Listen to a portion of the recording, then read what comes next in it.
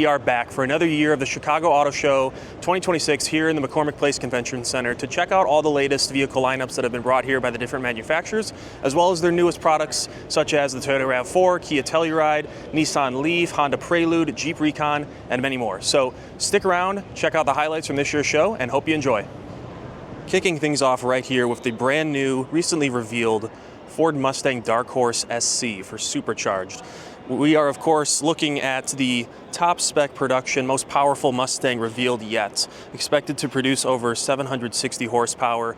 Details are not fully confirmed yet, but it does have the 5.2-liter V8, of course, supercharged with a dual-clutch transmission. It's going to have these optional carbon fiber wheels, among many other packages that will introduce additional aero elements and carbon fiber. You can see there on the mirror caps, the hood ventilation, the front splitter and grille area, looking very aggressive, and essentially what is now, I guess, the replacement for the Shelby GT500 models, which Ford has not yet partnered with them on another Mustang for this generation. Shelby America has been making their own GT350 and GT500 and Super Snake packages for this platform of the Mustang.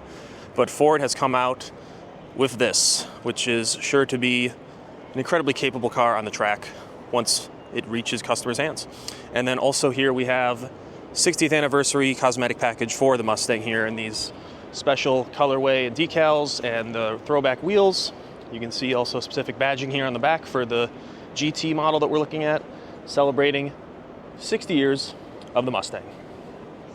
And Ford is also really throwing down the rally energy here on the show floor with the Bronco DR, basically the Baja Rally version of the Bronco here, fully kitted out, dual full-size spares and the fans and the cooling, all the kit you'd expect for, rally raids and Baja Rally races. Very cool to see that, alongside the Mach-E Rally, which is a very niche version of the electric crossover, but highly regarded as one of the best driver-focused options to get if you're looking for the Mach-E, but you don't quite want the more street-based GT model. You can get the Rally with these really cool white Rally-inspired wheels. And we have the Supercar gallery here with a full assault from Aston Martin's latest models here, starting, of course, with the new Vanquish, the Volante model, specifically the convertible, and coupe or convertible, whatever your flavor is. I just think that has got to be the best looking new car on sale in the US right now. Just absolutely exceptional. On top of Aston's already killer lineup, moving on here with the Vantage, the newest S model, slightly higher performance, also looking fantastic, next to the DB12, which is always a classic as well. I mean, these three cars together now just look absolutely exceptional. And then we have the latest DBX, the S model, also slightly updated with higher performance, next to the previous DBX 707. And then moving on, we have your expected Lamborghinis over here with the Revuelto, the Huracan Sterrato, the Urus SE plug-in hybrid, and then the newest car, of course, the Temerario, the new quote-unquote entry-level Lamborghini that has over 900 horsepower. But that is an incredible machine. Ditching the V10, of course, for the twin-turbo high-revving V8, and this one looks like it features the new lightweight package that they are offering on the Temerario. Very cool. There's our Urus, and then moving on, we have, again, sort of your expected models here from Rolls-Royce with the updated Ghost, the fully electric Spectre, the updated Series 2 of the Cullinan, and then moving ahead into Bentley, we have the new Bentayga Speed, returning as the flagship highest performance Bentayga model you can buy. Long gone is the W12, of course. It's a twin-turbo 4-liter V8 now, but still cool to see the top spec trim return for the Bentayga. And we also have the new Flying Spur and Continental GTC in the luxury Azure spec with the vertical grille slats. And one of my favorites, the Lotus Emira, nice shade of green. And Maserati's offerings, the Grecale and the Grand Cabrio, a car you really don't see much around anymore, but they do still offer the current Grand Cabrio and Gran Turismo. So that's a look at this year's 2026 Supercar Gallery. Tesla's here with the Robotaxi prototype that we've seen online, potentially an upcoming competitor to the Waymo robo-taxis of the West Coast and other markets that have had them running around for some years now. Very interesting to see this in person. It definitely gives off huge RoboCop, iRobot vibes with all the different smooth and closed panels. You can see no rear window. These massive wheel covers really give it kind of a interesting minimalist future vibe, especially the interior. I mean, look how Spartan that is. These seats almost look like they are like airplane seats. They're really, it's not much to it. Fully flat load floor, of course, because you don't have any sort of transmission tunnel in the EVs, and then just the one central screen. But then, of course, these dramatic, huge butterfly doors that open up to give you maximum egress. Very interesting to see that. And you can see some of the lighting signatures carried over from some of their other latest models, like the refreshed Model Y and the Cybertruck, all of which are also here, and we've seen those all over at this point. But cool to check out the robo-taxi concept in person. What will the future hold for this? We'll have to wait and see. Toyota continues to expand its off-road and overlanding focused trims with the Woodland trim now available on the new generation here of the RAV4, which is the other big product launched recently for Toyota, the 6th generation RAV4, now a hybrid powertrain vehicle only, shown here in its new style with a bunch of new technology and features, and of course remains a very competitive vehicle, an important car for their US lineup. So here you see it again in the Woodland trim, which is in addition to what we've already seen from TRD trucks, the Trail Hunter vehicles like the Tacoma, and now we have Woodland. And additionally, with the new RAV4, the other big news is you have the GR Sport trim over here with the performance-minded body kits and additional visual tweaks to have it fit in line with some of Toyota's full-on GR models. And now you can get it in this form as a plug-in hybrid here on the new RAV4 GR Sport. Some interesting new show cars here from Toyota for the performance and motorsports fans. This is, yes, the BZ electric car turned into what they're calling a time attack concept, with the intense aerodynamics, the slammed ride height and bodywork and the body kit around these BBS wheels, and fully stripped out race spec interior with performance seats and harnesses, designed to show the capability of, what one could seemingly do with this electric crossover if they wanted to take it into a time attack racing spec. Next to the Camry GTS concept, a little bit more down to earth and easy to imagine this, sort of a follow-up, if you will, to the previous Camry TRD that they had some time ago, which is mostly just a cosmetic body kit enhancement and performance-minded trim for the Camry with not really any additional performance. I assume sort of a similar case here. I don't know much about this and the backstory behind it, but interesting to see in a very striking two-tone orange and black color scheme. And here is the hottest new product on the Honda stand. Of course, this is the new generation of the Prelude. It has returned, which I'm really excited about. I've always liked the Prelude, and I do think this new one looks really nice, honestly. I love the new Honda script that they're putting on the rear instead of the badge. And I think it's overall just a very attractive piece of design, both inside and out. You can take a quick look at the interior here. Some elements that are clearly similar and inspired by the current Civic interior, which has been celebrated as having a very nice design and, good build quality, good ergonomics and everything. So you can see, of course, it is a 4-seater coupe. The rear seats are folded down there right now, but you'll pretty much be using this as a personal coupe. It's kind of the replacement of the Civic coupe, just turned into this hybrid vehicle segment. I just worry that, again, like people have been complaining, this might be dead on arrival just because of its price point, starting at $42,000 and offering 200 horsepower, no manual transmission. It's just kind of a tough sell for a very limited audience.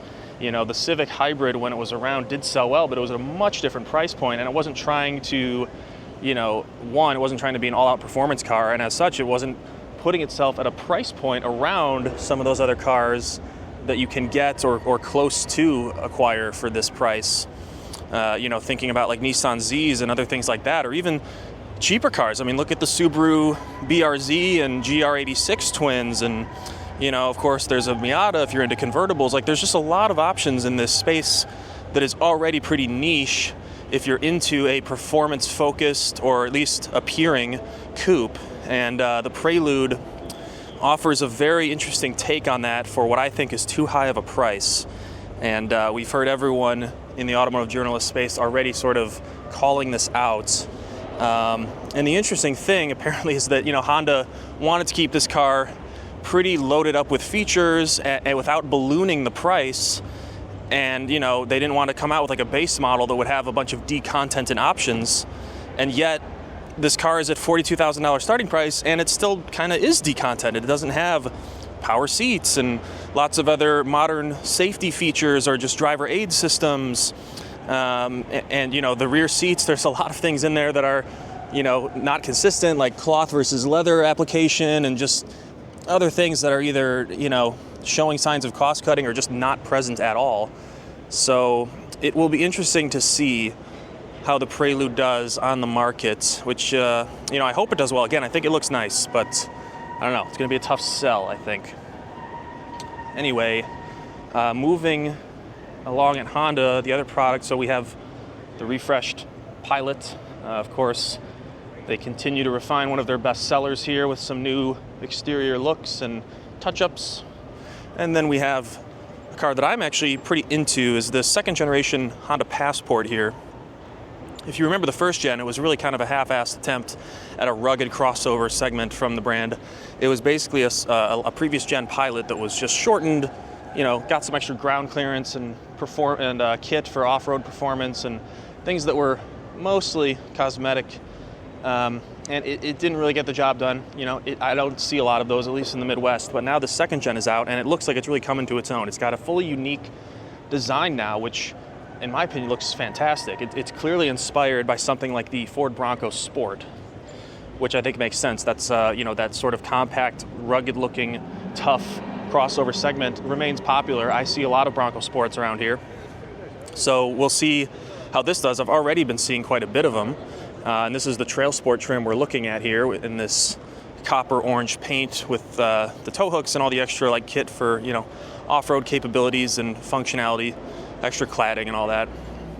But yeah, I think the Passport is now finally a real contender. Of course, it's not intended to go after the full-on 4Runners and Broncos and Wranglers, but this is a start at Honda kind of giving the off-road segment a real look. So cool to see that. Lots of new vehicles from the Subaru lineup here at the show. First up is the new generation of the Outback, which I must say, I think this looks fantastic. They've done exactly what I think they should have done regarding the exterior design and the rugged appearance and the additional cladding and just sort of a tougher look compared to the outgoing Outback, which always kind of just looked like it was, very obvious that it had its origins in more of a lifted station wagon kind of vibe. And it worked for many years, but I think this is a nice sort of reinvention of the Outback here. Looks fantastic, and of course will be available in Subaru's popular Wilderness trim. And then moving into their EVs, we have a number of products here that are new from them that are not technically all Subarus through and through. It's through their partnership with Toyota, much like the Solterra. We have the new Uncharted, quite oddly named, but this is their new smallest EV in partnership with Toyota and their new CHR crossover that has returned in the US just about now. It should be heading to dealerships any month, along with the Uncharted as fully electric vehicle, sort of in the Tesla Model Y space. Not a terribly polarizing look, but shares pretty much most of its design elements with that Toyota. And then we do have the Solterra, which has been around. It's now refreshed in the front, and just all around the exterior design has been touched up alongside its twin, the Toyota BZ. And then the other new entrant here is the Subaru Trailseeker, which is another, again, Toyota partnership with their BZ Woodland, the full-size, or at least the larger iteration of their electric crossover with sort of a more conventional design. You can see it's a much longer vehicle with full cargo capacity and, much larger than that Solterra, of course, and still gives off the sort of overlanding vibe that Subaru is known for with all of their different plastic body cladding and unpainted panels. And a look here at the front end with sort of the fake grille. I think it looks quite nice, and most likely they will do a Wilderness trim of this. At least I think they would, because it would make sense with most of their other cars also having that trim available too. So quite a bit of new products here from Subaru between the new Outback and their new electric offerings. And of course, a very cool creation brought in from Subaru from Travis Pastrana's latest project with the Hoonigan universe, and their video series, the 2025 Aussie Shred video, featured this incredibly custom modified Subaru Brat, continuing the tradition with Travis of using these different Subaru vehicles from the past and the present. But this is pretty wild, a full wide body custom creation here with all this crazy aero and custom race spec interior and wheels and tires, and of course you have to retain the rear seats in the pickup bed of the Brat for people to hold on, and you know what I mean if you've seen the video of this already. It's pretty crazy and very cool to see that here at the show. We saw the Subaru version earlier with the Trailseeker, and here is the Toyota version, the BZ Woodland, their new fully electric car in their BZ range, released alongside the updated BZ4X, which is now just called the BZ. We have the BZ Woodland, which also kind of brings in that new trim level we saw in the RAV4 in the form of this new two-row fully electric crossover. The BMW iX3 is here, their latest fully electric crossover, and essentially the electric version of the gasoline X3, which we have here on the floor and continues to be sold alongside the iX3. This is a pre-production model, but previews a lot of the design features we will see in forthcoming BMW crossovers from their iElectric line. We also have the iX1 in Europe and other markets. Now we see the iX3 coming to the US market. The design, I think it'll grow on me. I'm not quite sure on it yet, but I definitely like it better than some of what BMW has been turning out lately on their sedans, and it's definitely distinctive. Not sure if I like it better than the current gasoline X3 styling, but I especially like what they're doing in the rear. The split, partial way, full width taillight design with the vertical lines kind of angled off in each direction does look pretty nice and distinctive. And overall, I think it's a pretty sharp looking car. Interested to see what BMW will bring in the future with their additional electric crossovers. The Ram TRX is back. After its hiatus from the previous model, the Hellcat truck, as it was called, is returning to the lineup, sitting on top of the Ram RHO, the Ram high output model. So fans of SRT and high performance trucks can now rest easy that the car is back in the lineup, competing with the Ford F-150 Raptor R, giving 777 horsepower now for the top spec of the highest performance Ram truck available. Here in this special edition with the almost code orange paint over black with the special decals, it features beadlock capable wheels on chunky off-road tires, high ground clearance, Bilstein shocks, and all the kit you would expect from the desert running high performance Ram TRX. Kia have really been crushing it with their design lately, and here are two examples that show that at complete, really opposite ends of their lineup. First, we have the new Telluride, the ever-popular three-row SUV coming out on the heels of its twin platform vehicle, the latest Hyundai Palisade. But I just think the design on this is exceptional, especially the rear end. Very much inspired by the current Range Rover, you can tell, with that sort of flush rear end design where the windows basically just meet the bodywork without any sort of, drastic cuts or weather stripping or anything. Very smooth design. Love the wheels as well. Usually not a fan of black wheels, but I do think the design is very nice. Front end especially looks nice and tough and distinctive with the running lights. They continue to have those amber lights that the first generation Telluride also featured.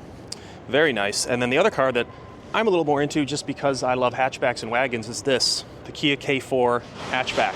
The K4 sedan has been on sale for quite some time and actually selling very well. But now we have the hatchback model, which is in fact coming to the US market, which for a period of time was kind of unknown if we'd be getting the sedan and the hatch, but here it is in a very nice shade of metallic yellow. This is the GT line model, so I think the highest trim and the most, aggressive looking in terms of sporty appearance packages and so forth. But also just a very sharp design. Again, I really like that rear end.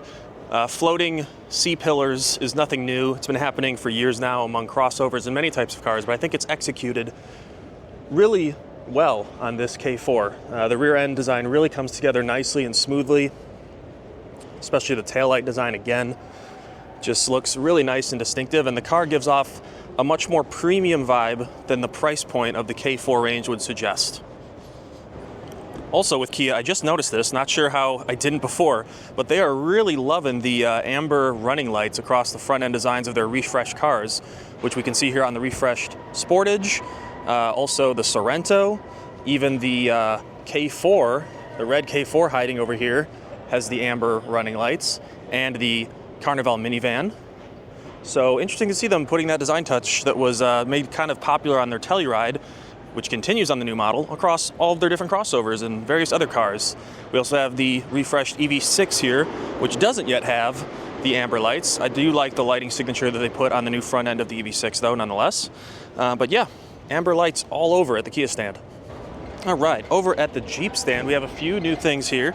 We have the return of the Cherokee.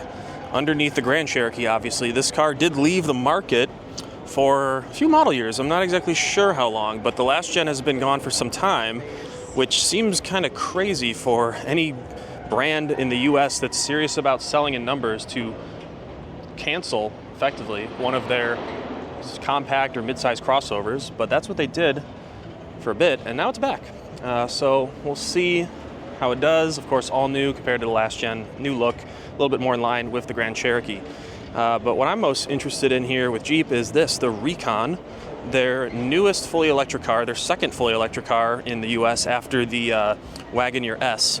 But of course, this is a totally different situation here. This is basically their interpretation of what an off-road electric Wrangler sort of vehicle might look like. So you can see here displayed in exactly that sort of vibe, with all the doors removed, the windshield, and the entire roof, of course, is a fixed frame. So it's not like a Wrangler where you can have a soft top and lower the front windshield and take the whole thing to an open air sort of experience. But I mean, it's pretty damn close, right? You can take the doors fully off. You can even take this window panel here that sits in between the C and the D pillars off. Looks like we have a right-hand swinging tailgate here at the back too, with the spare tire, which is no surprise since the weight adds so much to the tailgate. But I think it's pretty cool. I mean, we kind of are not sure at this point what the market for a fully electric off-roader like this is. So we'll have to see what the demand and the take rates for these look like once it starts arriving at dealers. But no question, it's a pretty good design. I mean, it's, you can't really go wrong with boxy these days, and it's, clearly inspired by the Wrangler's market, which is also a boxy off-roader. So there's the Recon. Will be arriving in dealers soon. I do like that front light treatment too, how they've lit up the border on all 7 of the middle grille slots, or what would typically be the grille in a gas Jeep vehicle. And then we also have their Big Daddy, the Grand Wagoneer. The entire range has been simplified and refreshed. There is no more just, true Wagoneer. There was technically 2 models before. The Wagoneer was at a lower price point and the Grand Wagoneer was the higher one. Now there's just the Grand Wagoneer, and it's been fully refreshed. I think you can still get it in the extended body L configuration, which this one is not. This is the standard length vehicle, but it's just got a much nicer, kind of more sculpted exterior design, lighting elements. The interior, of course, has been updated too, and some tech touched up. Here's a look at that front end. Definitely think it looks nicer and gives off a more premium look than the pre-refresh cars. And here we can see another example. I think this one here is the L model. You can kind of tell with that rear window that's much larger. But yeah, that's the new Grand Wagoneer, and a look at the Jeep stand.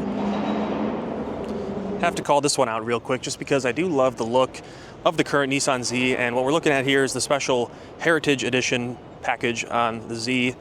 Of course, inspired by some of Nissan's past performance cars like the R34 GTR. You can see a shade of midnight purple thrown on the Heritage model. I don't know how well that comes through on the camera, but you can see the purple kind of shining through the metallic flake in certain lights, matched with the sort of bronze-ish gold wheels to give off that retro Heritage vibe on the new Z, and I think it looks fantastic.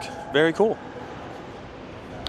Here's a very odd piece of passenger car trivia for those that know. So this is the new Nissan Rogue plug-in hybrid model, right?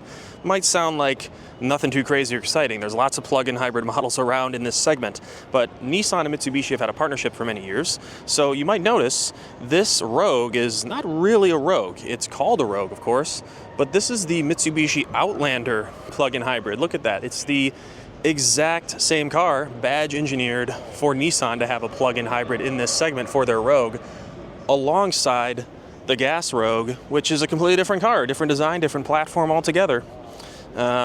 you know, I think it looks fine for what it is, but you can clearly see the direct carryover there from the Mitsubishi fog lights and the headlights there in the corners that are very large, the grille placement, and just the overall exterior design and silhouette. That is the Outlander. So interesting that they will be selling both of these in the US, despite being pretty much the same car. The Nissan Leaf is all new and it's back. Basically the granddaddy of the affordable EV in America.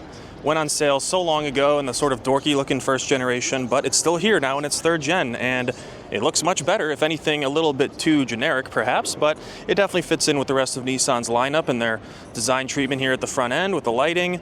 And it's still basically, you know, the size of like a hatchback-ish type car, but it definitely gives off more of a crossover vibe with the sort of black lower cladding and everything, and the roof line at the back that's, you know, kind of making its way to like a sloping SUV sort of look.